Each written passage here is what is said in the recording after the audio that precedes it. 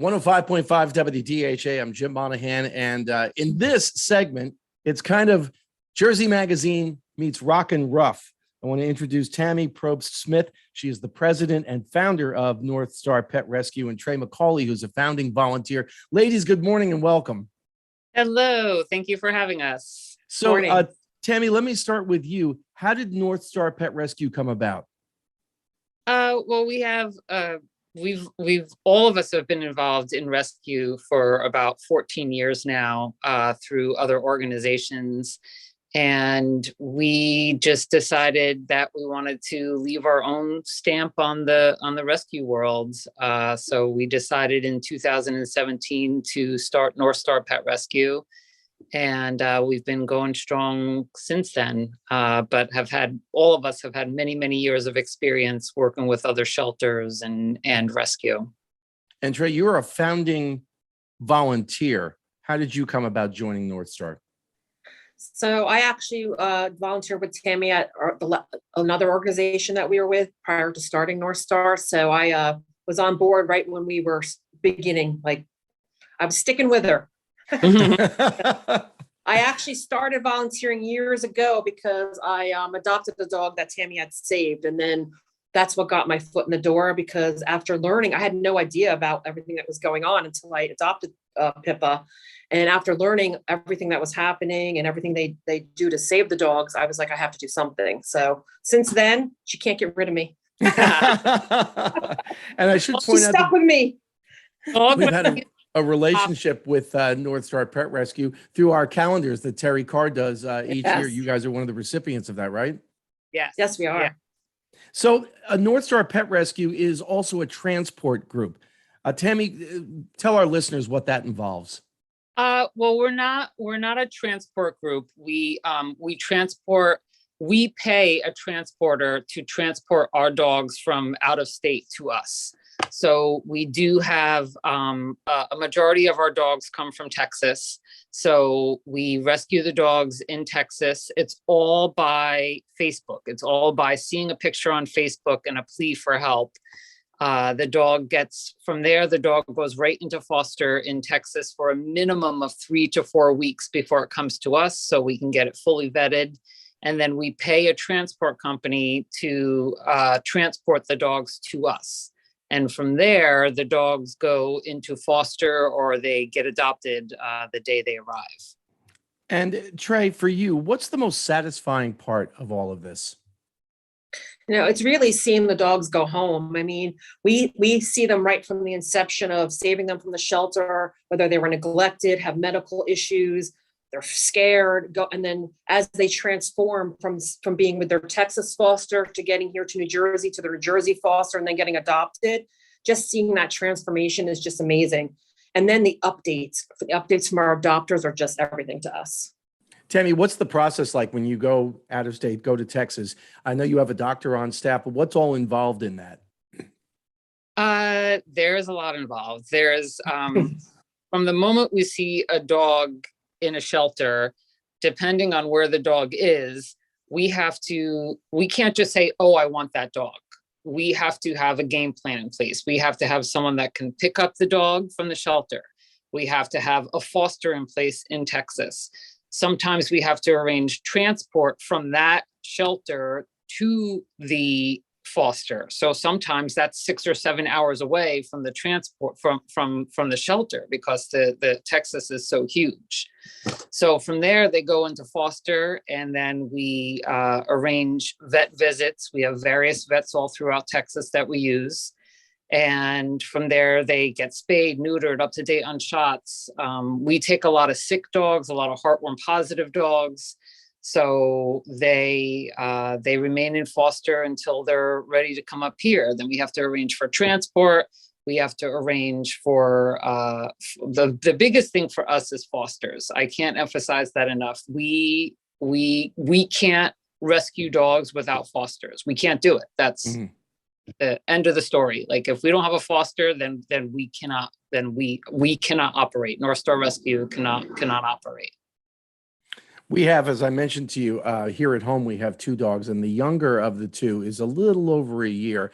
And, watching her when we brought her home, watching her adjust to us and watching her adjust to the bigger dog. And there was a little bit of time like the bigger dog was like, I don't know if I like this idea or not. And they're basically inseparable now.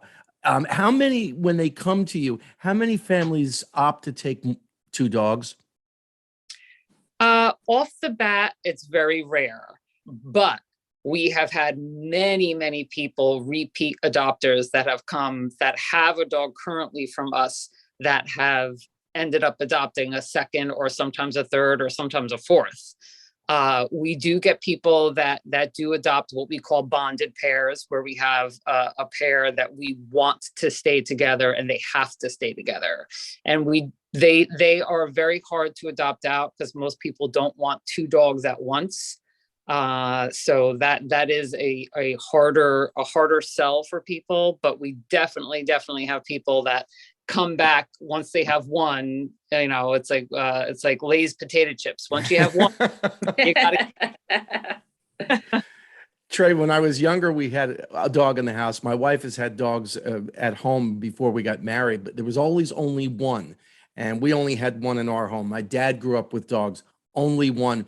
And one of the things that we've said over and over after we got the second one and we saw the bonding and what happened, and they're pretty much inseparable. We're thinking like, I don't know if we could ever go back to just having one dog. Having one. Yeah, the younger one completely revitalized, and the older one, Bailey, she's about 11 now. I mean, completely revitalized her. It's like having two puppies in the house as opposed to an older dog and a puppy. Well, I grew up actually always having two, which is interesting. You know, my parents always overlapped. Like we would have one, and when one got a little older, we would get another, and we kind of always overlapped because we did find that it definitely helped the older dogs stay younger. You know, and they love to have that companionship. Tammy, you were about to say something? I said that, you know, Trey has a 2-dog household, and she can speak for that in the sense that even Pippa, her older dog, and now Tink, her younger dog, Tink definitely keeps Pippa, you know, on her toes, and keeps Pippa much, you know, younger than she is. One of the other things we noticed was as the older dog, Bailey, has taken on some of the personality of the younger dog, Dakota.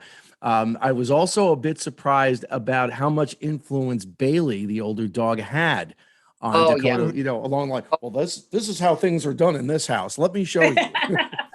So speaking of, when we bring a foster into our home, that's exactly what happens. When you have another dog in the home and you bring a foster in, the foster completely learns from the dogs in the household. It learns, this is where I go outside. This is where I eat. This is what they do when the humans eat. This is what you know, when the TV goes on, or when the girl grabs the keys, or when the boy is going out with the other dog, or, you know, so they really do learn very quickly from the other dogs in the household. There's a routine in our house on the weekends when my wife goes for her second cup of coffee in the morning.